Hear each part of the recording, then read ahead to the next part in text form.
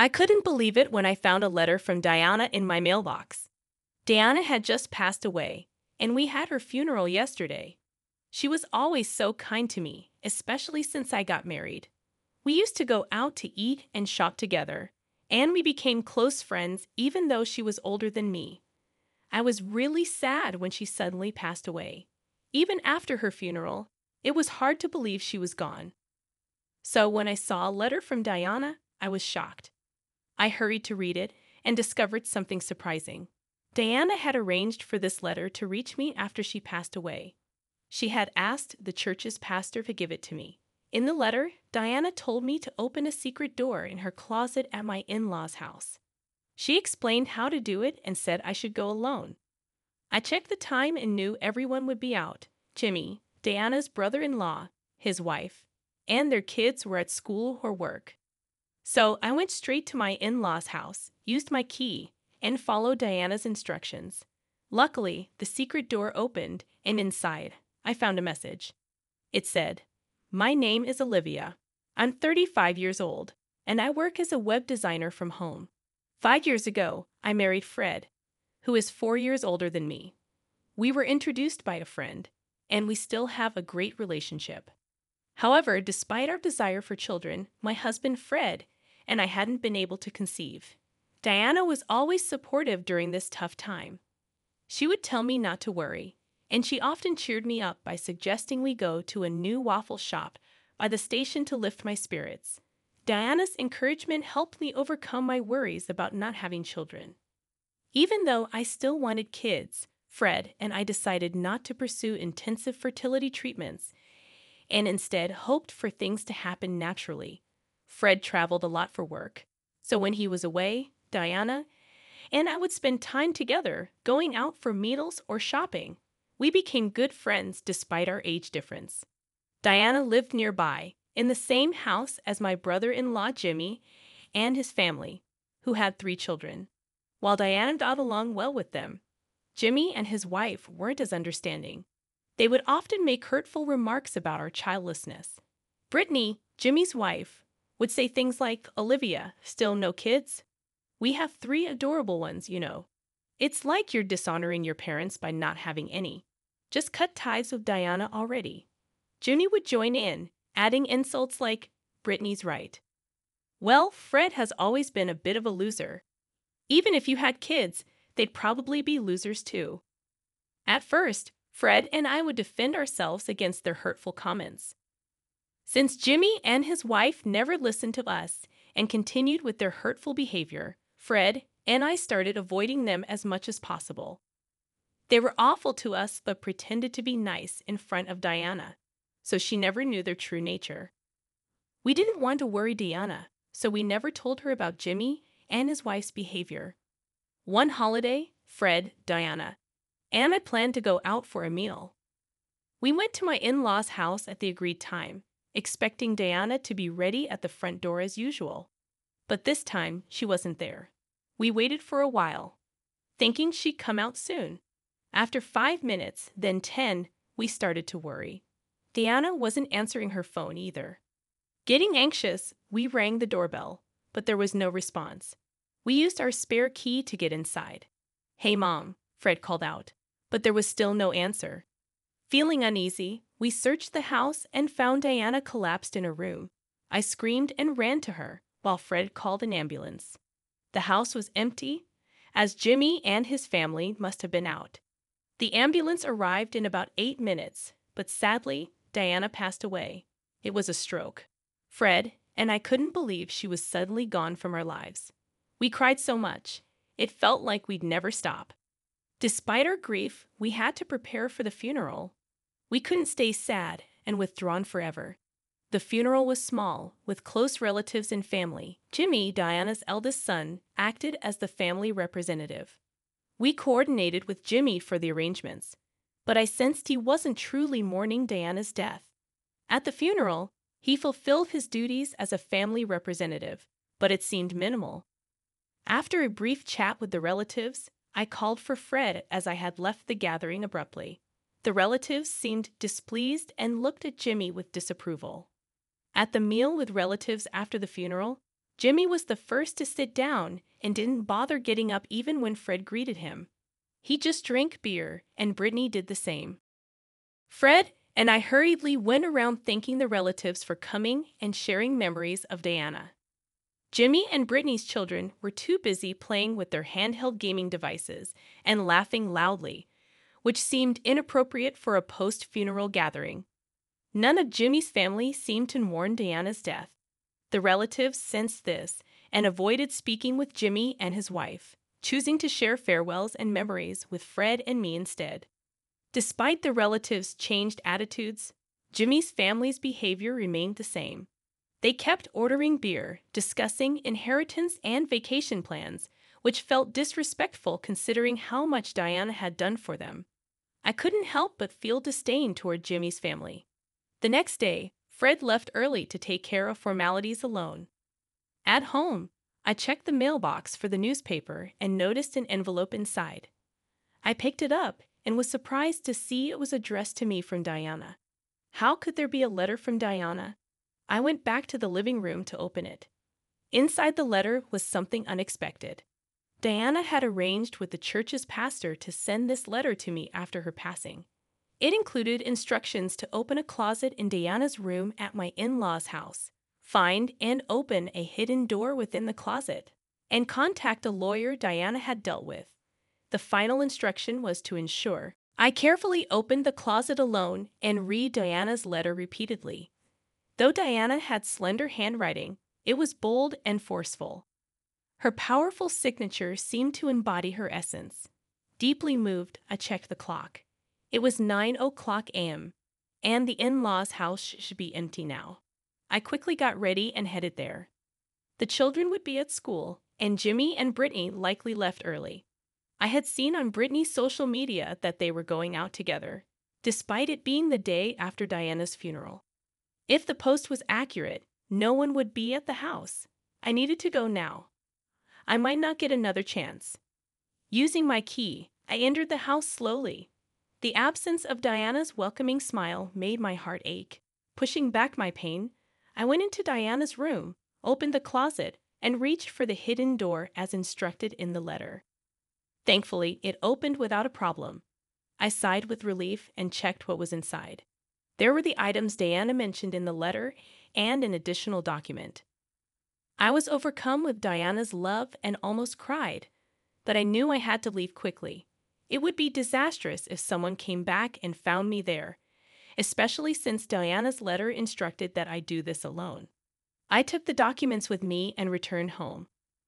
I contacted the lawyer mentioned in Diana's letter to inform them of her passing. Just as I was about to contact Fred and Jimmy's family to plan a gathering, I received a message from Brittany. She said they had important news and wanted everyone to gather at the in-laws' house this week. What could Brittany possibly want to discuss? I had no idea. Feeling skeptical but uneasy about refusing, I decided to accept Brittany's suggestion to gather at the in-laws' house over the weekend. When Fred and I arrived, I felt tense. Jimmy and Brittany had unpleasant smirks on their faces, and their children were not around, likely left with someone else. As soon as we sat down, they presented us with a document. "This is Diana's will," Brittany declared confidently. The signature on the will was indeed Diana's, and it stated that all her assets were to be inherited by Jimmy and his wife. It says here that we, the couple, are to inherit the entire estate. So you guys won't get a single cent from the inheritance. Too bad? Jimmy laughed vulgarly, his face twisted in an ugly grin. Fred was perplexed, but I silently stood up and returned with Mr. Smith, the lawyer who had been waiting outside. Jimmy and Brittany were confused by the sudden appearance of the lawyer, and Fred was surprised, not knowing the lawyer had been waiting outside. "This is Mr. Smith, a lawyer who Diana had been close with for many years," I introduced briefly. Jimmy and Brittany's expressions turned to anger. "A lawyer? Why did you bring someone like that here?" Jimmy shouted. "It was Diana's instruction. She wanted Mr. Smith to help with the property settlement agreement to make things smoother," I explained. "We don't need a lawyer." Jimmy slammed his hand on the table, gesturing to Diana's will. Mr. Smith calmly raised his hand. Are you certain this document was entirely written by Diana herself? He asked. Of course it is, Jimmy replied loudly. Mr. Smith shook his head sadly. This cannot be recognized as a valid will. A holographic will must be entirely handwritten by the person themselves. Mr. Smith pointed out that while the word will at the beginning and Diana's signature at the end were handwritten, the rest of the document looked like it had been printed from a computer. The once noisy room fell silent. In a panic, Jimmy reached for the will. But that changed nothing. The printed text remained unchanged. Could this will have been forged? Mr. Smith asked calmly. Jimmy and Brittany visibly trembled. What are you talking about? We would never do such a thing. Why are you being so paranoid? And even if it was forged, what then? Brittany responded anxiously. Forging a will is a serious crime, Mr. Smith explained. Jimmy and Brittany's faces turned pale. They were flustered, shouting incoherently and making excuses. At this moment, Mr. Smith delivered the crucial information. Olivia had a notarial will, rendering the presented will invalid. Jimmy and Brittany were astonished, their eyes wide open. What's that? We weren't informed, they exclaimed. The letter from Diana that I had received mentioned that a notarial will was hidden behind the secret door in the closet. We didn't know about it until we received the letter from Diana recently. Diana revealed the location of this will in the letter, which contained not only practical matters, but also explanations about why the notarial will was made and why it was disclosed to me. Diana had been feeling her health decline recently and prepared a will, suspecting that Jimmy and his spouse might tamper with it. Despite my assumption that Diana was completely unaware of Jimmy and his spouse's true nature, it appears Diana had some inkling of their greed for money. The notarial will stated that the estate was to be equally divided between Jimmy and Fred. Jimmy and Brittany were in shock, their eyes wide with astonishment. At that moment, Jimmy seemed to have an epiphany and exclaimed loudly, "That's right. But the beneficiary of Mom's life insurance is me, isn't it? It must be set to me, the eldest son." I announced in a cold voice, in addition to the notarial will, Diana also entrusted me with a life insurance policy. I am named as the beneficiary. Inside the hidden door of the closet, there was not only the notarial will, but also the life insurance policy. Jimmy and his wife stared at the documents in disbelief. I didn't hear about this. I don't know anything about this, Jimmy protested, banging on the table. It's normal not to be notified when the beneficiary of a life insurance policy is changed, I replied calmly. Fred, looking puzzled, asked me, when did Mom entrust Olivia with these? I had no idea. Did she not want to tell me? I smiled at Fred and explained, it was written in the letter from Diana. She wanted to tell you as well, but it was safer to entrust it to just me to avoid Jimmy and his wife catching on. I see. You and Mom were really close after all, Fred remarked. While Fred and I were talking, Brittany interrupted us hysterically. I won't accept this. Why should you, whom never even showed Diana your children, inherit her estate? This is ridiculous. I can't accept this at all. That's right. You childless ingrates don't deserve Mom's estate. We lived with her just for the inheritance. It's outrageous to split it. The entire estate should be ours, Jimmy exclaimed angrily. Brittany was red-faced and yelling, continuing with her selfish claims. We have 3 children, you know. As compensation for not giving Diana grandchildren, you should relinquish the entire estate to us for our children's future. We who gave her 3 grandchildren are far more worthy than you, so the estate should all be ours. Unfazed by Brittany's fervor, I calmly stated, what you're saying is nonsensical. Please calm down, Brittany. Infuriated by my composed demeanor, Brittany yelled, your smug attitude is infuriating. Just give us the money, useless woman. She then lunged at me. Fred and Mr. Smith quickly intervened, but Brittany managed to punch me in the head before they could stop her. Ouch! I cried out. Brittany's hands, adorned with several large rings, felt like brass knuckles, causing a dull pain that made me cry out, stop it. Fred and Mr. Smith pulled Brittany away, but she still unrestrainedly reached out to me again in her frenzy, demanding, "Give me the inheritance. I deserve it all more than you do. I have 3 children after all." Brittany's eyes were bloodshot, her face demonic. Jimmy encouraging Brittany in such a manner enraged Fred, who called the police. "Go on, do it," he urged. Soon after their arrival, Fred and Mr. Smith explained the situation to the police. Jimmy and his spouse were then taken away by the police. Left behind, Fred and I thanked Mr. Smith and decided it was best for him to go home for the day. What was supposed to be just a discussion about creating a property settlement ended up being a terrible ordeal. Fred and I solemnly agreed to visit later with some sweets as an apology.